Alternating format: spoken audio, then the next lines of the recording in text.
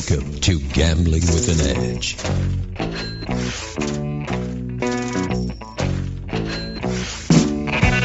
And now, here are Bob and Richard. Good afternoon. Welcome to Gambling with an Edge. I'm Bob Dancer. And I'm Richard Munchkin. Our guest today, for the second week in a row, is a blackjack player who posts on the forums under the name The Doc. Doc, welcome to Gambling with an Edge. Thank you for having me. Before we get back to blackjack, in your notes it says you're a certified sommelier, meaning you know a whole lot about wine.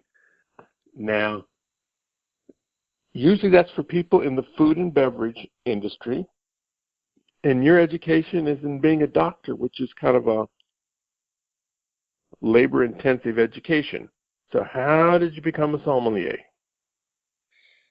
So my wife and I have always enjoyed, wine and studying about wine and wine culture. But the reason why I did that was I watched a documentary called Somm about four candidates who were sitting for the Master Sommelier exam, which apparently is one of the most difficult examinations in the world to pass. And there are four levels of sommelier certification in the Court of Master Sommeliers. There's an introductory certification, a certified certification, an advanced certification, and a master certification. And I think in the history of the organization, there have been about 300 master sommeliers in the world. So it's extremely difficult. I just kind of got fascinated with the challenge of it. So I pursued it as far as a non-food and beverage professional can, which is up through the second level. So basically the first level, you study independently and you take a test and it's just pure theory. The second level, which I passed, you have to, and this is kind of an interesting thing to practice, you have to pass a more advanced theory test. You have to blindly identify four wines, which, although that sounds like a parlor trick, there is a method to it. And it's not as hard as it sounds, just requires you to drink a lot of wine for practice, which is not bad. And then the third thing you have to do is you actually have to perform champagne service to a table of master sommeliers while they ask you all kinds of esoteric questions about wine and wine service. So that for me was the hardest part because, I've never professionally served any beverage to anyone. But, I think people in medicine, people in advantage play, they get compulsive and obsessed with certain things, and it was just something fun to say that I did. And I did apply to try to take it to the next level, and they promptly said no because I didn't have any food and beverage experience. But, if someone studied medical books for years and decided they wanted to take the surgery boards, I probably would frown on that too. Huh. But my understanding is that you can take the bar exam, that you can take the bar exam and become a lawyer without going to law school. At least that's what I was told. Maybe I'm wrong about that, but that's actually true in certain jurisdictions. That's true. I know in California in particular, if you are mentored or have some exposure to the legal system that's structured, you're allowed to take the bar in California. And then, if you practice there for X number of years, you can oftentimes transfer your license through, reciprocity agreements. And that's why most of the online law schools allow you to sit for the bar in California because you don't need a law school at all. But we don't like lawyers anyway. So. Yeah. I do compliment for his nice segue on sommeliers to the bar. It was pretty clever. And let's get back to blackjack. Stardust. It's no longer there. Did you like playing there? I did. It was a place when I was betting green that you could still get, nice comps. They were very slow to back me off, which was nice. And prior to doing that, I did have one dealer that I would literally follow from table to table, which was pretty brazen. But she was from Ethiopia. And, the Stardust, if you recall, when they would deal their double-deck games, which, once again, when we get to advice for new counters, first advice is don't play double-deck games. But anyway, as I was playing the double-deck games, I advised no one to play. They never used a cut card. The dealers would shuffle at their discretion, which always raised the threat of a preferential shuffle. But I didn't observe that in my play. This particular dealer would decide to shuffle when she thought she might run out of cards on the next hand, which in a heads-up game was just the most stellar penetration you could ever imagine. And in addition, she was a front-loading dealer. So it was my first exposure to next card information as well. So I would follow her all over the place. And, you know, when I got backed off there and then the Stardust closed, that went away. And I actually made an effort to try to figure out where she went to deal after that and never was able to. But it was a great play for a while. The Stardust was notorious in the early 80s. There was a very blatant whole card dealer who would deal seconds and just, you know, cheat people out of their money. But he would lure them in by very obviously exposing his whole card. But, you know, word kind of spread very quickly that that was what was going on. So people I need never to avoid him. Do you think that when you run into a situation like that, is the dealer just trying to see what they can do, or are they working for the casino? I can't imagine the casino would back a play like that. I think sometimes it's just a mechanic seeing what they can get away with.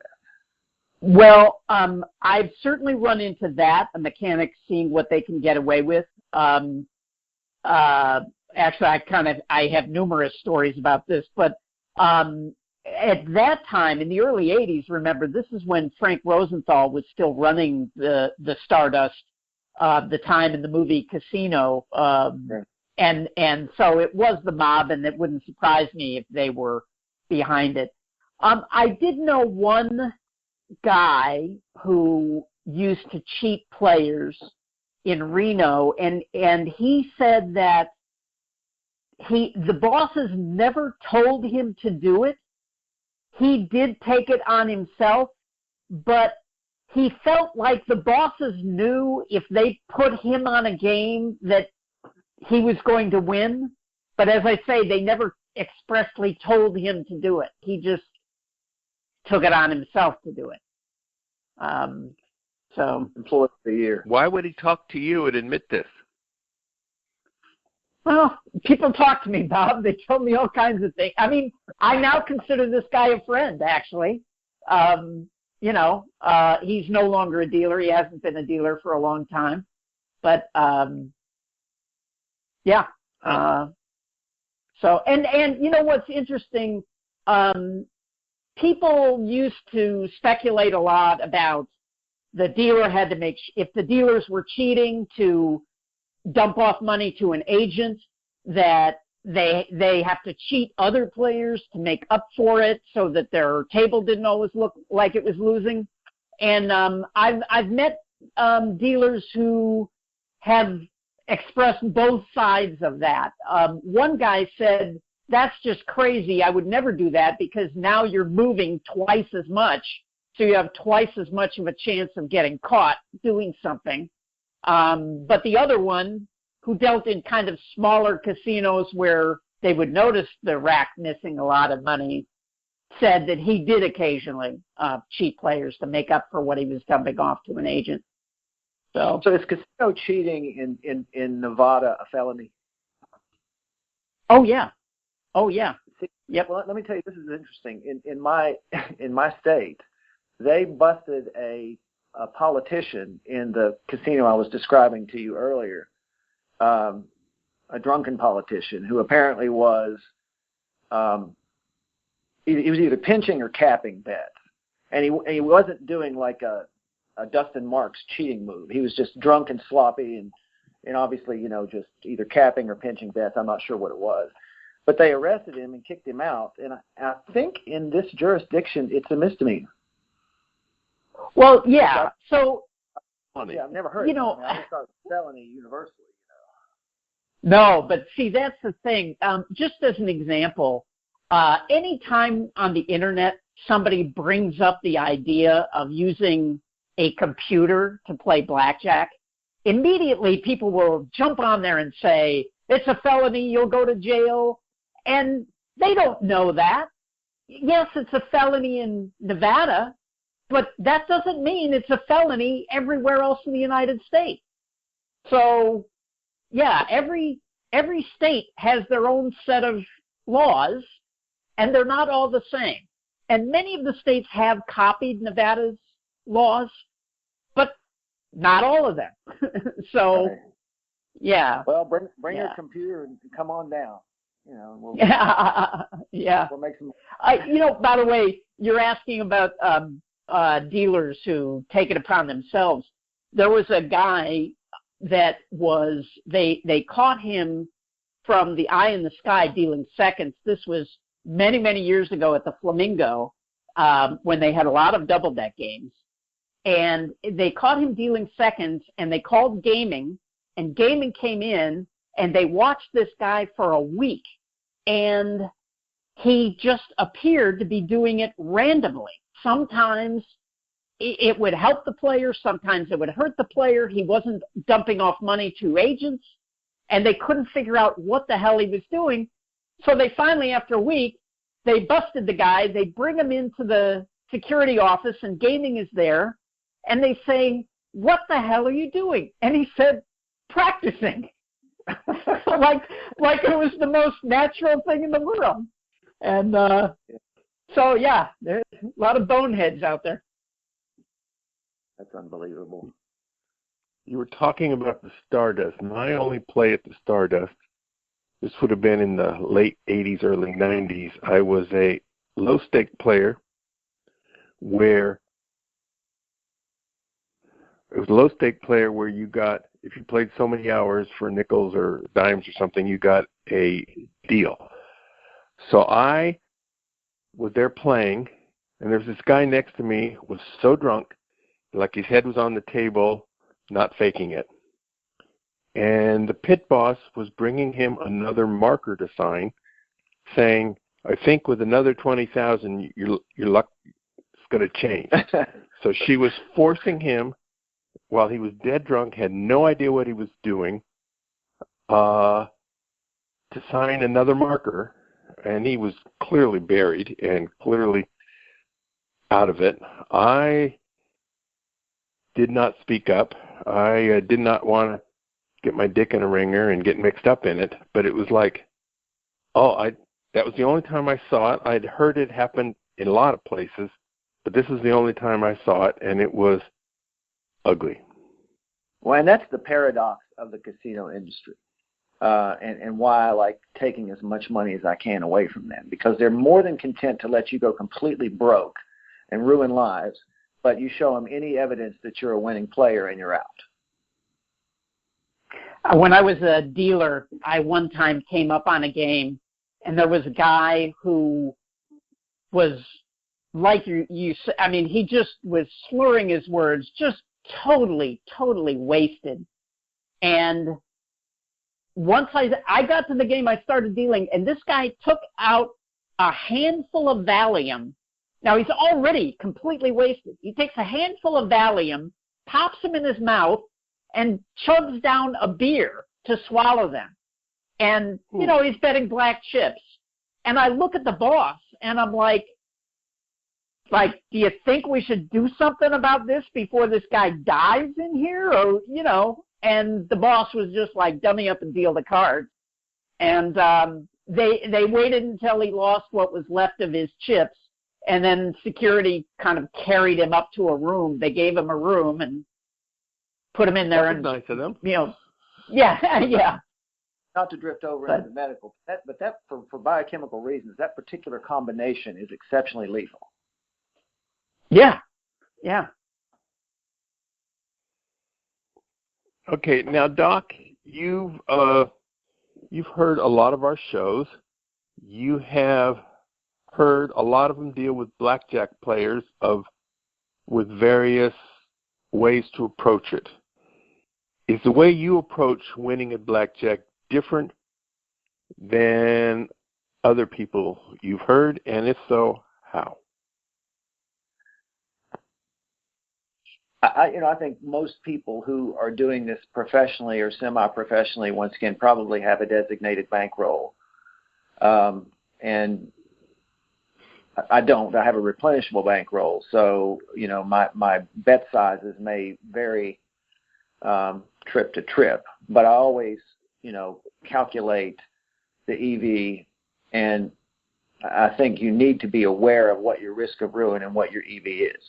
If you're willing to accept a little higher risk of ruin, whatever, I mean, that's personal, but I think these are things you need to do the calculations on and know what to expect. Just a general advice for new players, I think there's, first of all, I think people need to understand what they're signing up for, that counting is a grind, that you are scrounging for a 1% to 2% edge, which means you're going to, lose 48% of the time. It's a long run game. You're going to have wins, you're going to have losses, just like basic strategy players occasionally win. I think people need to realize that it is a grind.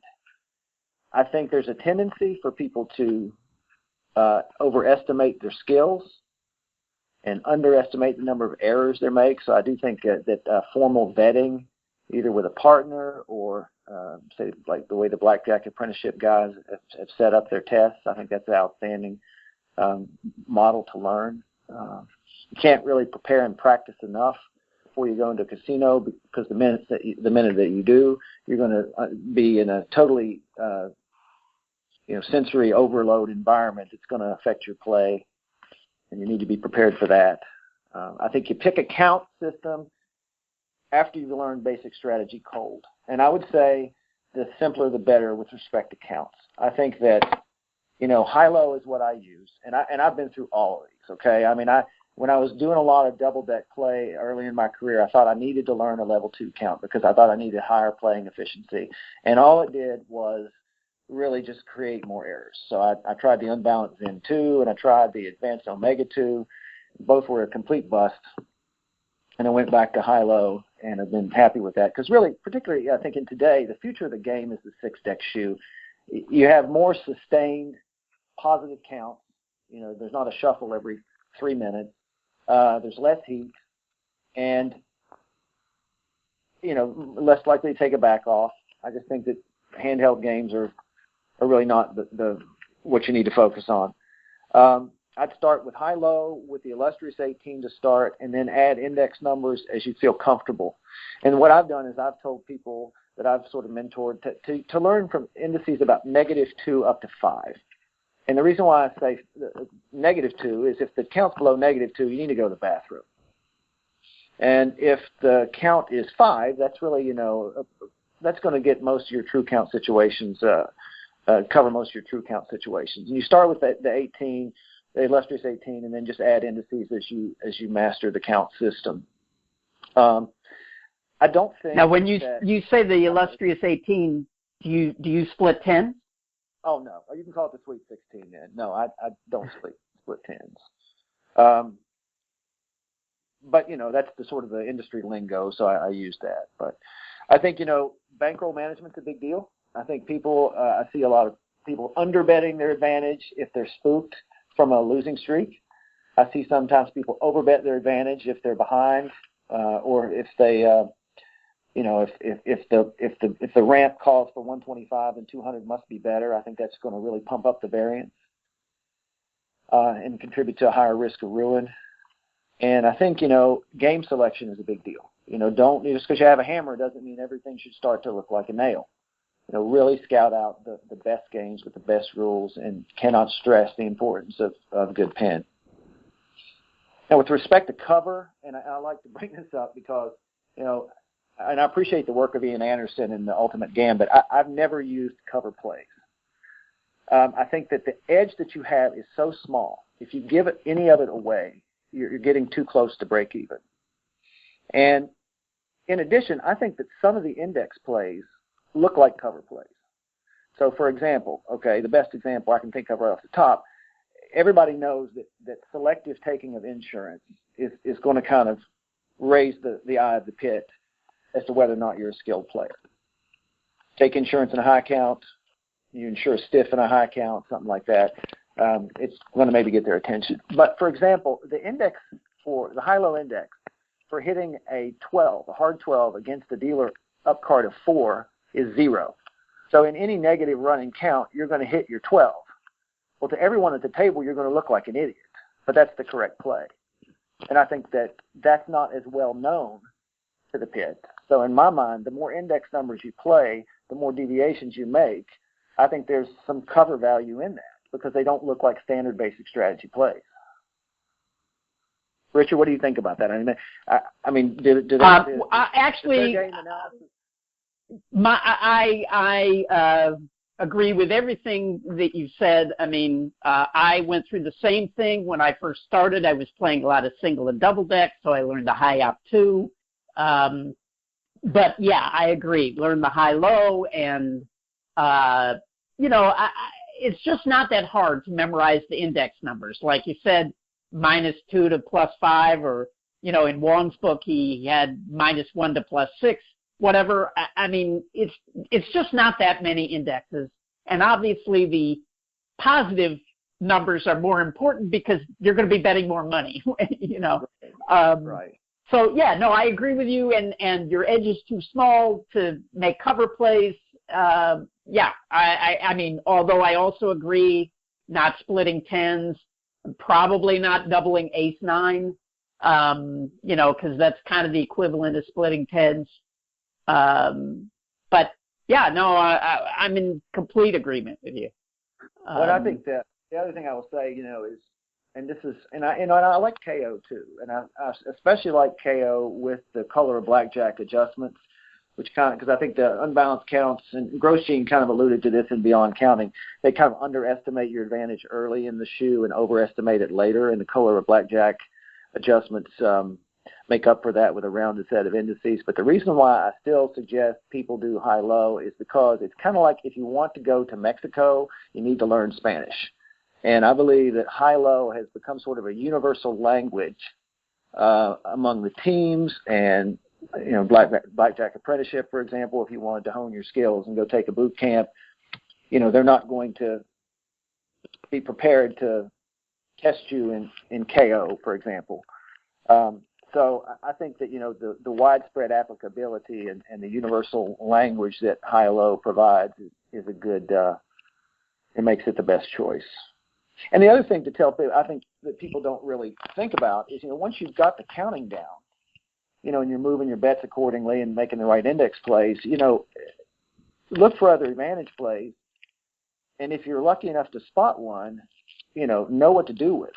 So, for example, if you spot a flasher, but you don't know anything about whole card strategy, you're going to lose a lot of value on that play. Right. The other thing. Go ahead, Bob. At the same time, there are 100 different games that could become good if you know the right strategies, and being up on all of them in case you run into it is a daunting task. I agree with that. I think that, certainly one card poker and Mississippi Stud and some others are sort of the classic examples. And fortunately, the strategies for exploiting those opportunities aren't that difficult. There's only a couple.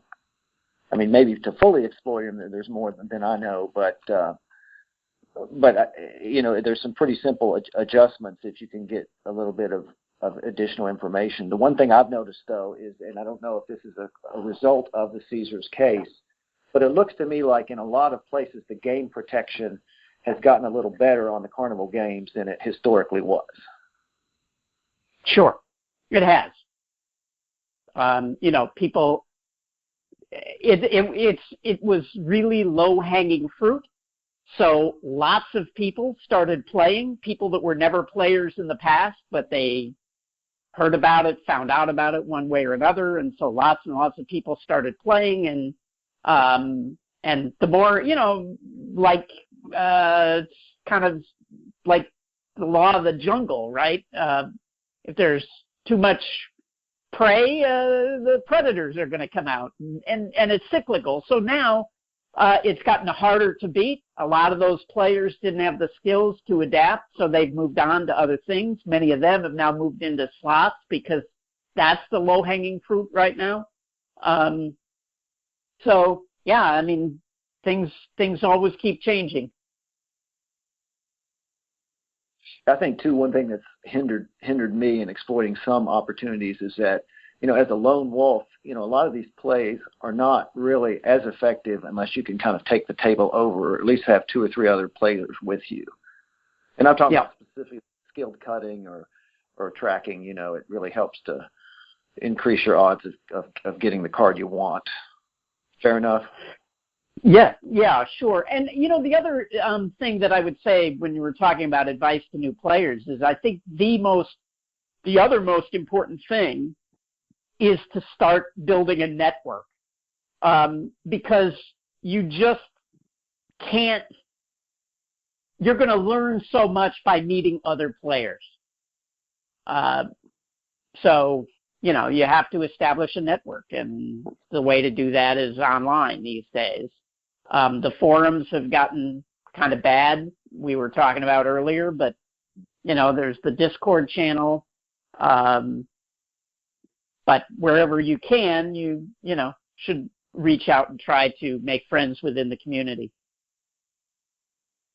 Yeah, I have a little geographic disadvantage there, but I've made an effort to network with some players in Vegas, and I've had some pretty good, interaction with some local players in Vegas. But they've really been more social. We haven't, really partnered to take anything down.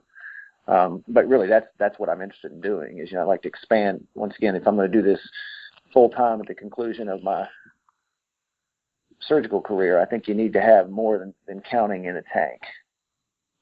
Yeah. All right. Now, we're going to follow that up about what the doc is going to do when he grows up right after we take this commercial break, and then we'll get back to what he sees his long-term future is, and we'll let Richard ask whatever that question was that was at the tip of his tongue when I cut him off.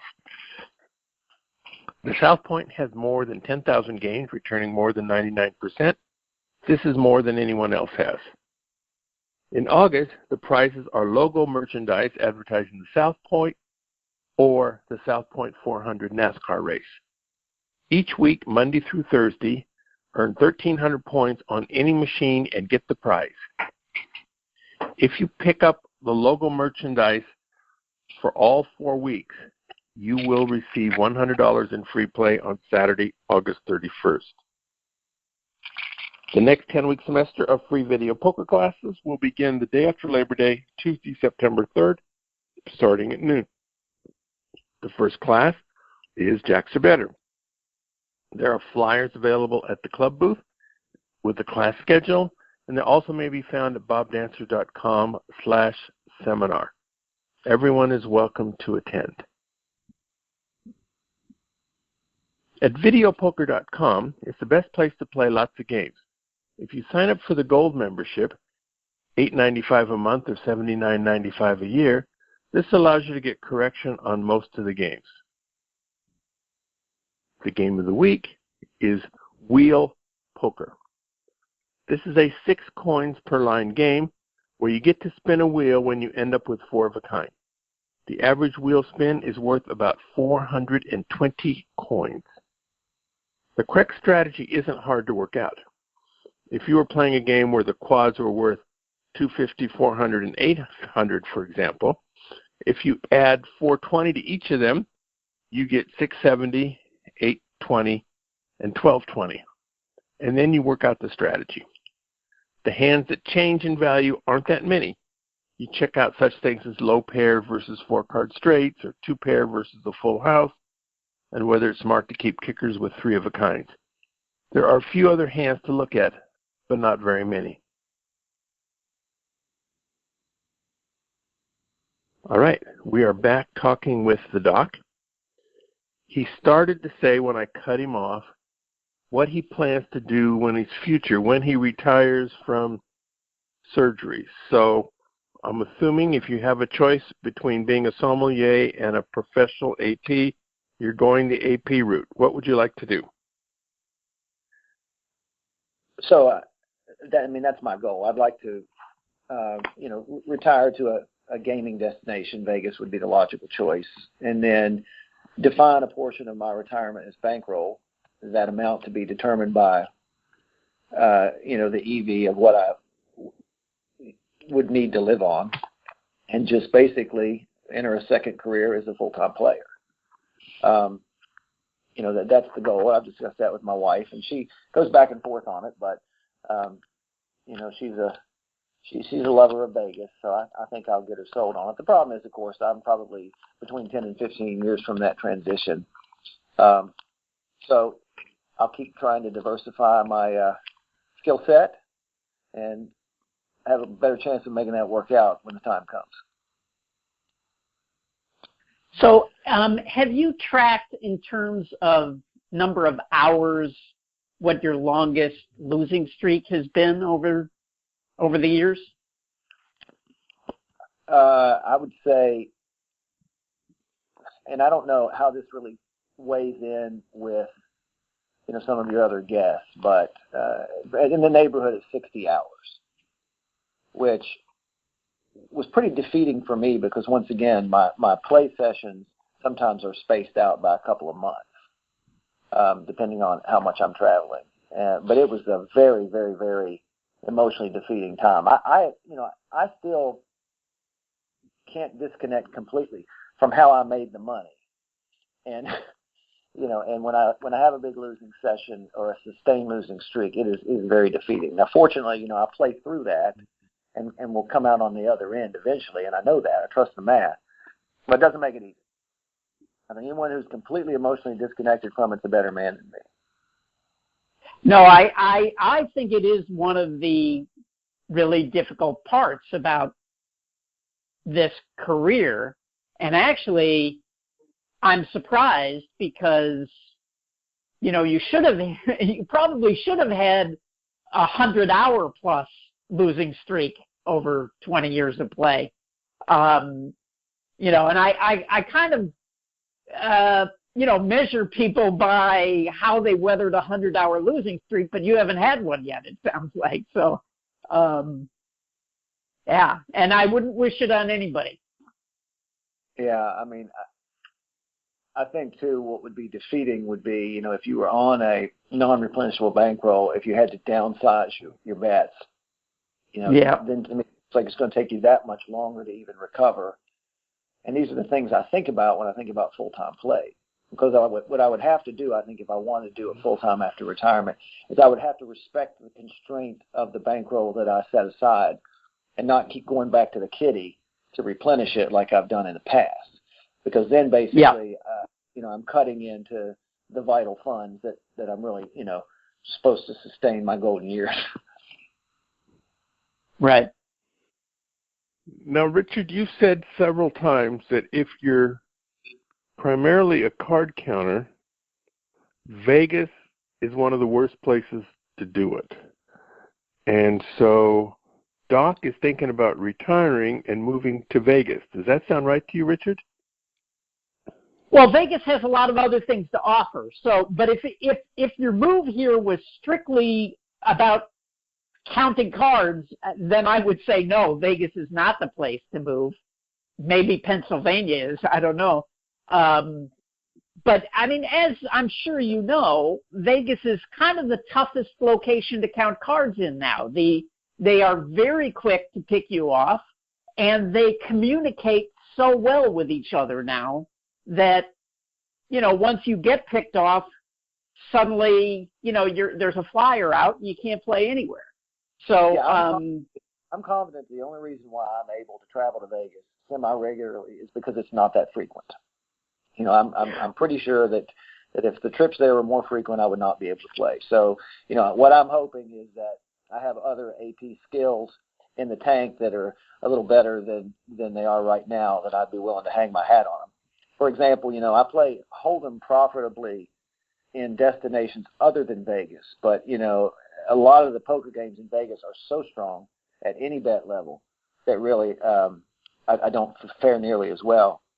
Pennsylvania, the thing about Pennsylvania is they do have great games from a rules perspective. They don't have a ton of casinos, so I think you might be overexposed if you try to do that full time. That would be the downside.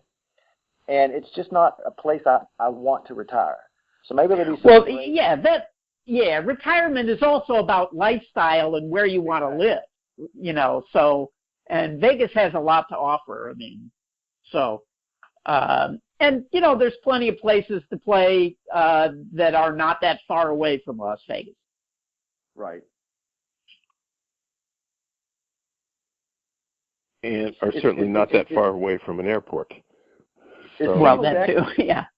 Is single deck still alive and well in Reno? I mean, is it legitimate single deck games? Not much, no. But I think it may still be alive in Wendover, but I'm not sure. well, that's the place that's easy to overexpose yourself. Oh, yeah. Well, you know, so when I was first learning the mechanics of counting, you know, and I recognized it wasn't the best game, but, you know, to just see how it worked, you know, playing red chips at Binion's was one of my favorite things to do. Just kind of watch the magic happen. You know, you could bet a 5 to 25 spread and, you know, make a couple $100 and just see how the count worked. And obviously, you know, single deck games are much more volatile and require a lot more deviations and so forth. But that was great practice. And, you know, they knew I was counting, and they never did anything more than flat bet me. I mean, the old Binion's was really kind of a special place in a lot of ways. They didn't have. That's to put it mildly. Yeah. Yes. And I did survive. They didn't have red chips. They had blue chips. So listen, I took my dad to Vegas one time, and he, by the way, got so upset at the amount that I was betting that he told me I should take up a less risky hobby. And I said, well, what would you suggest? And he suggested I take flying lessons. So I mean, I don't know what he, you know, I don't know what he thinks. I have had two acquaintances that have died as private pilots, so I don't know what message he was sending me. But anyway, I took him to Vegas, and we were going to be there for 5 nights. So I said, well, we'll stay one night downtown so you can see old Las Vegas, and we'll stay 4 nights on the Strip. So the first night we were there, I booked us a hotel room at Binion's, and I fed him dinner at the snack bar.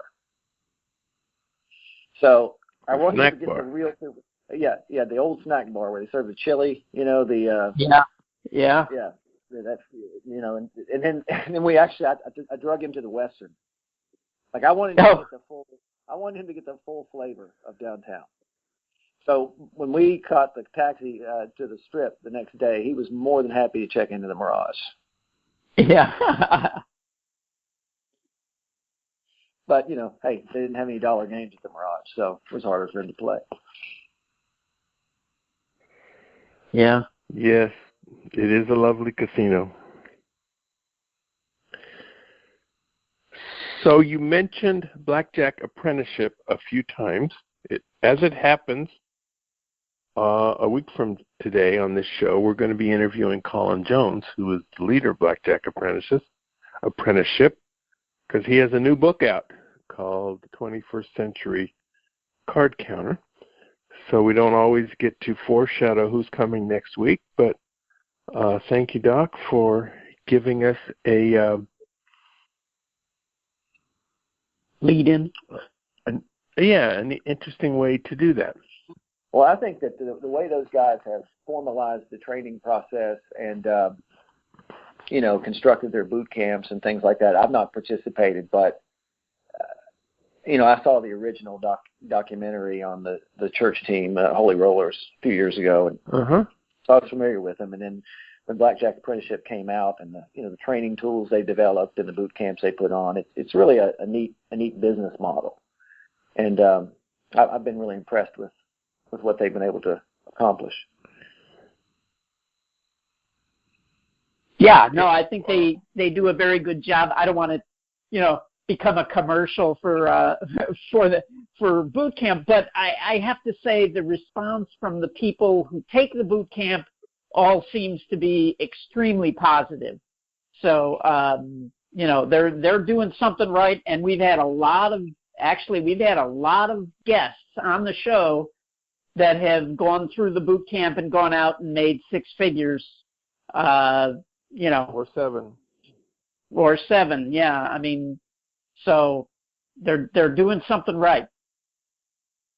Yeah, I can think of a few that have been on here just recently, and I think it just sort of speaks to how much their presence has sort of permeated the marketplace for training new APs. Yeah.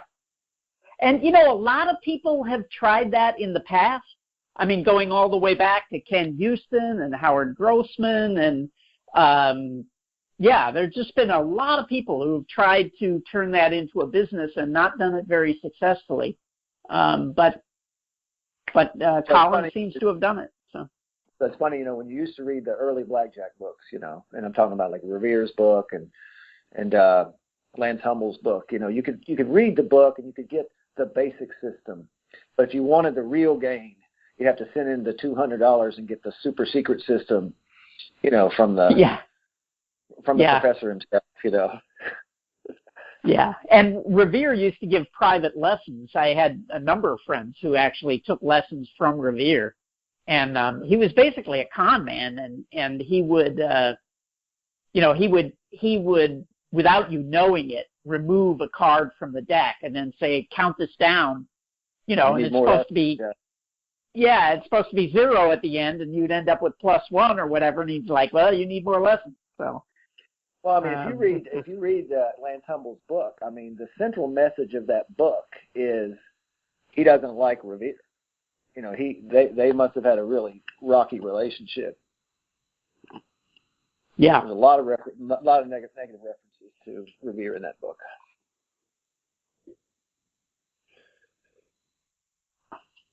Yeah, he didn't have a lot of respect for pit bosses. He did have several "how many pit bosses does it take to change a light bulb" kind of jokes in there. And well, he was also convinced that all the casinos were cheating too. That you know, whenever he lost, it was because they were cheating him. So Humble felt that way? Yeah. If you read any of Humble's books, he talks a lot about, you know, the casinos cheating, which I think was. It's like you said, you know, when he was playing, you know, Vegas was mobbed up a lot more than it is today.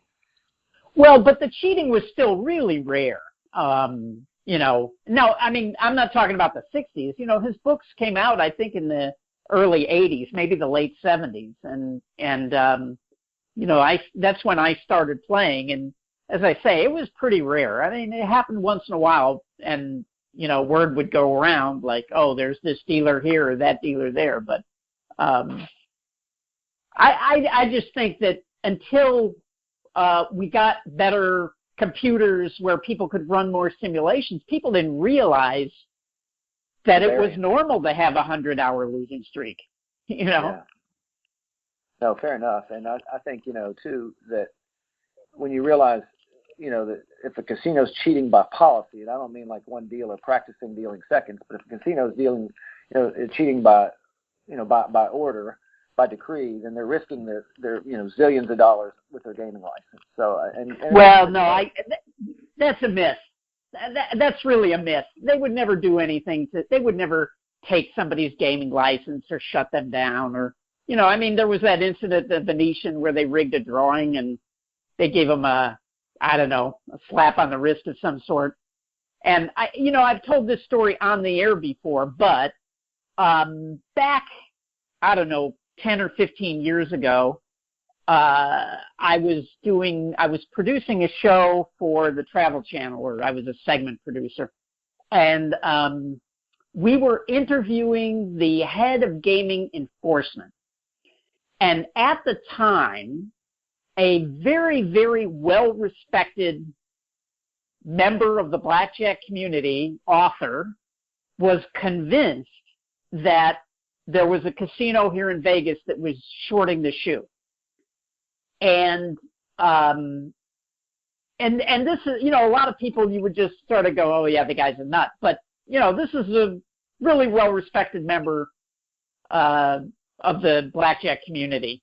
And I was telling this to the other producer on this show, and now we go to interview the head of gaming enforcement.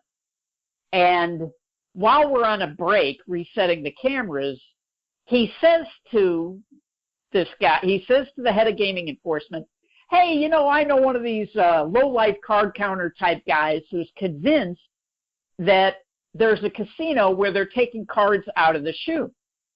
And what would you do if that happened? And he said, oh, we would take that very seriously. He says the first thing we would do is we would send them a letter. Well, and I just started laughing. You know, it's like, yeah, you're taking that seriously, all right. But it would be, the letter would be very, very strongly worded. That's right. Yeah. So I agree. Vegas is not. And you know, here's the other thing. You know, whenever I have run into that type of cheating, where they are shorting the shoe, they're never subtle about it. It's not like they only took out, you know, 4 cards or something. I mean, you get to the end, you get to the cut card, and the count is plus 25. It's, you know, so it's, you know, if somebody were subtle and smart about it, they could increase their edge for the house by 1% or 2% and probably go unnoticed. But no, they want, you know, 4 or 5%. I mean, obviously, I can't, you know, I couldn't verify it, but, you know, on several cruises I've been on, one particular cruise line, you know, they've pulled the shoes out, preloaded, didn't spread the cards at the beginning of the session, and I've had consistently, you know, monster counts and huge losing sessions. You know, I think they were taking cards out, and I don't know. You know, once again, you have no way to prove it, but just the math was not consistent with. Did you try asking them to spread the cards? No, I did. Well, I mean, I did at one point, and they refused. So I just stopped playing. I didn't play the game for the rest of the cruise. Huh. I think I think you're much more likely to get cheated, you know, abroad than you are in the United States, of course. And absolutely, yeah. And you just can never. You know, I've played a lot in Aruba, and you know, once again, I've always been there when the cards were spread and so forth. And they don't deal a great game, but I think it's at least where I've played, the 2 major casinos I've played most consistently, I think it's been a fair game. It's just not been a great game. Yeah. Now, and with that, Doc, we're out of time. I want to thank you for both this week and last week. It's been quite interesting. Hope your career as a doctor and then an AP continues to go well. Thank you very much for being here.